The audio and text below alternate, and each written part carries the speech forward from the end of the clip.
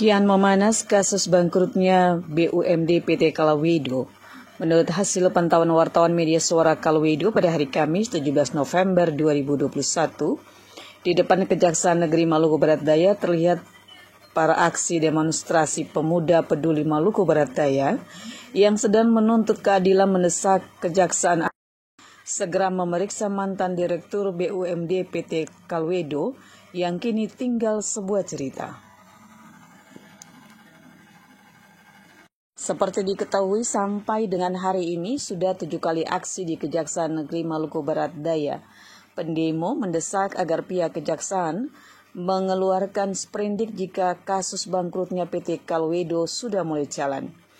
Kim Markus mengatakan dalam orasinya, jika dirinya bersama rekan-rekan masih melakukan aksi demonstrasi 100 kali lagi dan akan membawa massa yang lebih banyak, jika kejaksaan belum mengeluarkan sprindik memanggil dan memeriksa mantan Direktur BUMD PT Kalawedo yang kini telah bangkrut.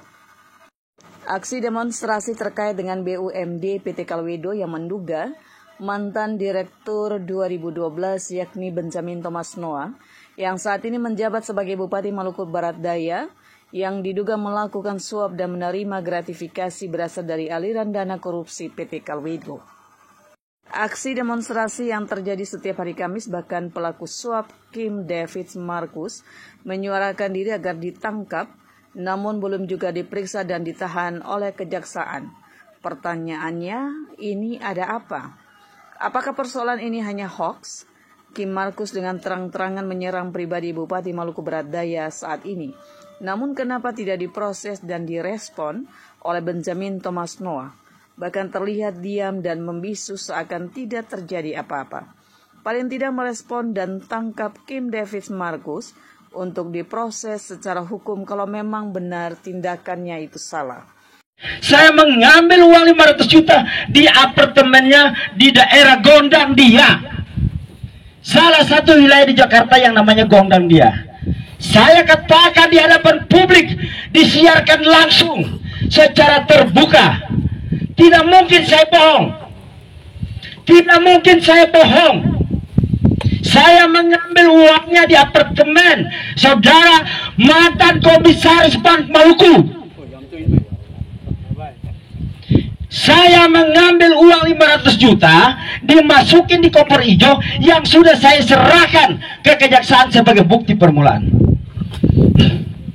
Saya mengambil uang itu ketika saya mau pulang kampung karena saya tidak punya koper. Saya salin uangnya, saya serahkan dalam bentuk kertas beribut. Saya kemas dalam kertas beribut. Tetapi tasnya saya bawa pulang dan saya sudah serahkan ke kejaksaan sebagai bukti permulaan.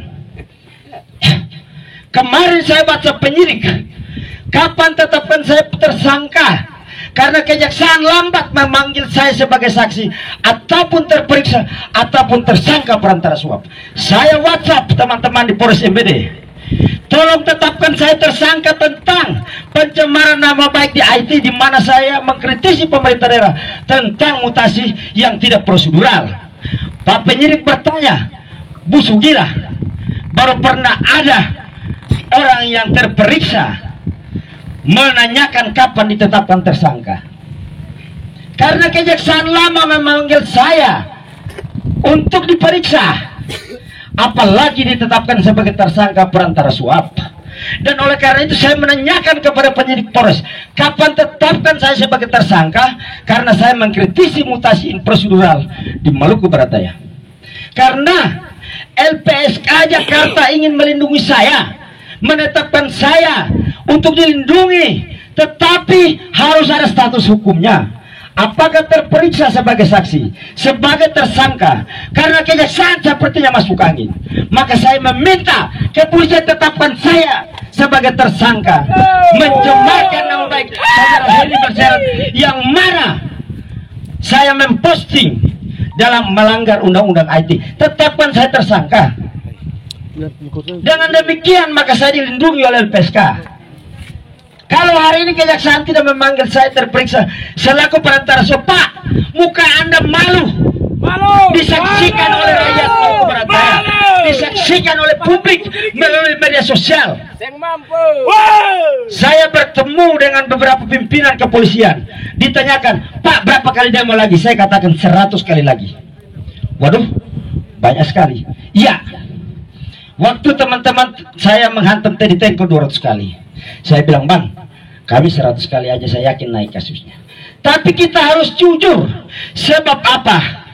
Pak Jaksa sewaktu datang ke rumah sudah saya jelaskan bahwa salah satu faktor yang melatar belakangi kami terus berteriak panas-panasan adalah faktor pembunuhan karakter di negeri ini, faktor penebaran paham kapitalis di negeri kami. Saya boleh bercerita, Pak Jaksa. Beberapa hari lalu saya ke beberapa rumahnya teman DPRD. Begitu saya tiba, DPRD warungnya kabur. Ada satu masalah kami keluarga. Beberapa PNS ada di situ. Begitu saya datang, PNS-nya kabur juga semua. Ada Pak Camat, ada kepala bagian, kabur. Saya datang makan di warungnya orang, Pak Kim jangan datang makan di sini. Kita kasih gratis tapi jangan datang. Kenapa? Nanti tidak ada PNS yang boleh belajar di tempat saya. Ini merupakan faham. Jika hari ini kewenangan kejaksaan untuk memutuskan dan menetapkan satu perkara naik atau tidaknya di proses penyelidikan dan penyidikan, lakukan demi negeri kami, Pak. Saya tahu ada orang MBD yang juga dari MBD yang menjadi jaksa di negeri ini. Pak, kasih intel, Anda berdarah MBD. Lihat dan tengoklah negeri kami ini. Kami hancur. Ada yang berkata ini adalah faktor suka tidak suka. Iya benar. Kami tidak suka kepada orang-orang yang merusak budaya dan tatanan kami. Hari ini saya tahu kekuatan personil Polres Maluku Barat. Sebagian diarahkan ke lapor karena ada konflik berdarah di Letoda, karena pelantikan kepala desa yang tidak sesuai dengan mekanisme. Hari ini kita membaca, tetapi kita tidak menghendaki adanya pertumpahan darah ketika berkelimpangan darah yang sudah dilakukan oleh Bupati Maluku Barat. Dan oleh karena itu, Pak, tolong Pak, yang kami hendaki dan kami inginkan adalah Bapak memberikan kami sikap tertulis. Kami membaca media bahwa alat bukti yang kami serahkan termasuk di dalamnya koper hijau sudah dibawa ke Kejaksaan Tinggi. Tentunya ada verifikasi, tentunya ada pemeriksaan barang bukti. Tolong berikan keterangan dan informasi kepada kami. Hasil telaan, hasil pemeriksaan yang dilakukan antara saudara Kejari Maluku Barat Daya bersama dengan Kasipidum yang berangkat ke Ambon untuk bertemu dengan unsur pimpinan Kejaksaan Tinggi Maluku. Hasil apa? Seperti apa? Apa tindak lanjutnya, Pak Jaksa? Jangan bapak-bapak mengira kami ini semua bodoh. Kami sudah menyerahkan diri. Kami sudah menyerahkan barang bukti. Tolong ditindaklanjuti. Tolong disikapi. Kami menghargai sungguh permintaan bapak-bapak. Dari Maluku Barat Daya, Jeffrey Kapasi yang melaporkan.